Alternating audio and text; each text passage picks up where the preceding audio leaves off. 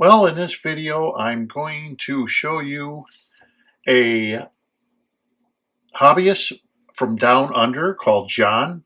He's in Australia, and he has his own small display business, which enables him to make his own acrylic items. Okay, and he's done everything in acrylic, his BCB baskets, his plenum, everything. And I have to admit, everything is fantastic looking, absolutely uh, gorgeous. You know, this is one video you're not really going to want to miss because John's a professional at what he does, and it shows in his workmanship and how he's done everything. In fact, this is one of those videos that I wish John sold the products he made for his aquarium. Definitely would buy it. Anyhow, stay tuned.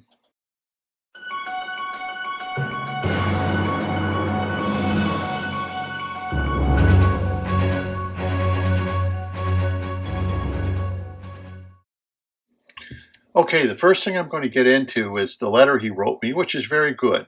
It says, "Thank you so much for allowing me to make contact and chat with you. I am so grateful that I came across your YouTube videos as they have helped me so much getting back into the aquariums. I have been trying to email and contact you for some time and finally worked out how to leave a comment on the YouTube video, hoping that you might respond. Thank you for doing so." And then he goes into a story which I found to be quite interesting. Over 30 years ago, I gave up aquariums after my marine tank split open and I lost everything.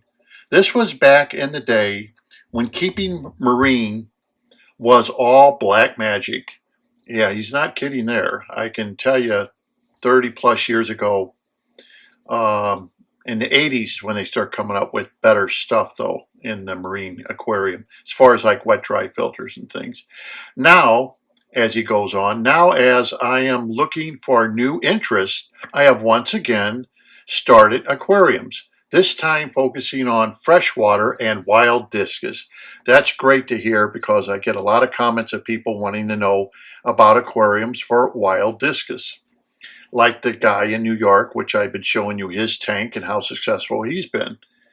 Okay, John goes on, "I came across your YouTube videos last year when I was working out what and how I wanted to proceed, and I immediately decided to go down the BCB route. My first two identical 400-liter systems were my test tanks, so to compare and test different filter material and compare the BCB to other filtering medias. After 6 months of testing, I have moved both systems to BCB full-time, and things are setting very well, and these tanks have become my quarantine tanks.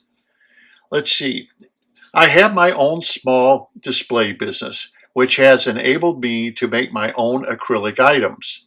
As you can see in this photograph, this is an acrylic BCB basket.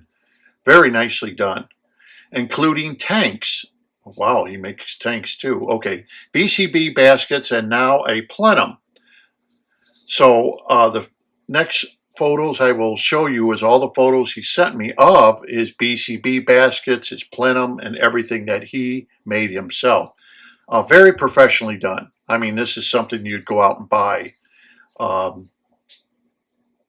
Pretty envious of somebody who has a skill level of that and can make such fine pieces of equipment for your aquarium. You take pride in something like that. Okay, he goes on, "I am now building my first display tank, which is 1200 PTRS. Now, I'm not too sure if that's a typo or if that's supposed to be liters. I'm going to take it that's supposed to be liters. Okay, probably a typo. In this tank, I have incorporated a custom build plenum plate, which is fully routed. This is built with 20 millimeter gap underneath. then 10 to 15 millimeter of kitty litter, a thin layer of laterite, and finally a 15 to 20 millimeter layer of sea-chem fluorite. I am hopeful that the water movement through the substrate and plenum will pull and supply enough fertilizers for the rooted plants to thrive. And I think he should. I think by looking at this, though, he may have too many uplift tubes, but um, I'm sure that could be fixed, though. You know what I mean? If he starts out with too many uplift tubes, he can always cap off any uplift tubes he doesn't wish to use.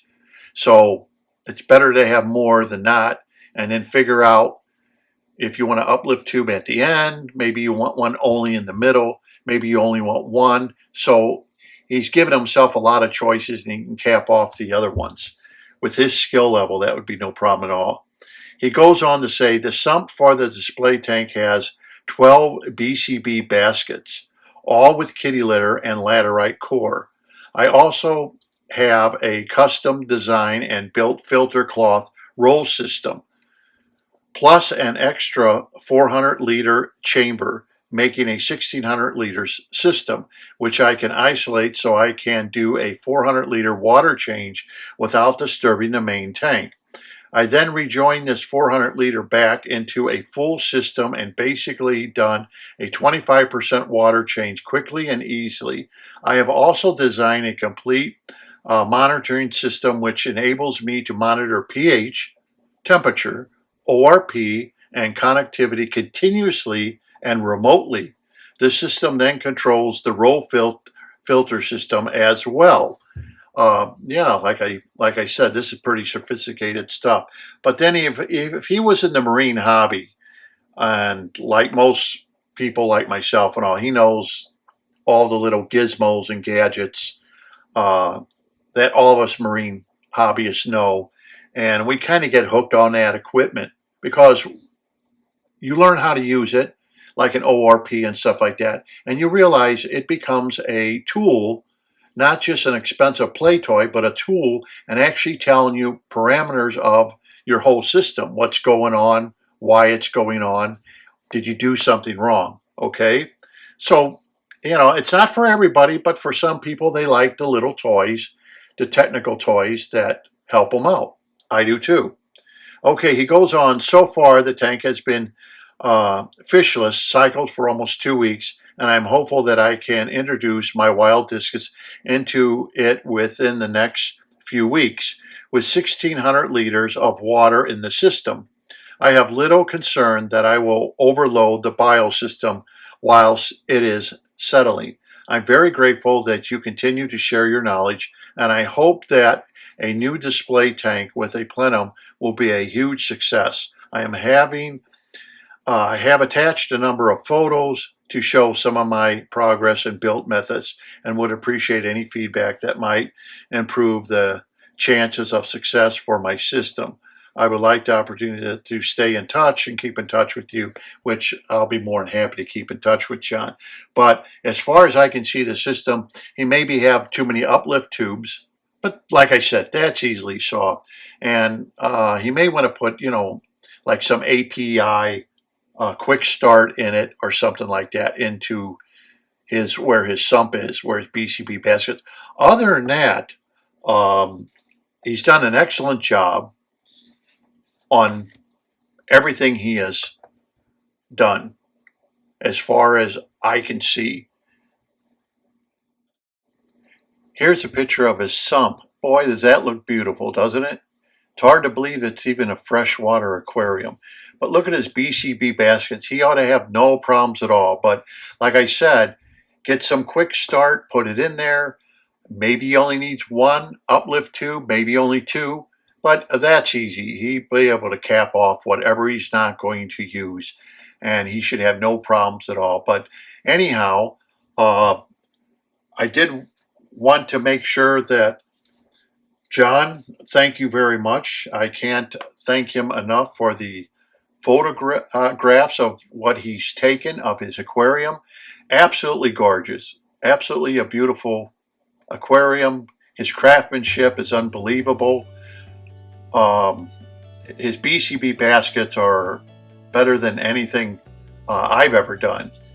And I just want to say that I hope the people who are watching this maybe can pick up some little hints from him, or ideas that he has done with his BCB baskets there down under. And this is Dr. Novak, and I want to thank everybody for watching, and a big thanks to John for his photographs and everything. I do have more photographs I'd like to show people. Anyhow, John, thank you very much for taking the time out and showing us your complete system with your aquarium. Until next time, happy fish keeping, and thank you for watching. And by the way, if you can, subscribe. It does help keep the channel going, and I appreciate it.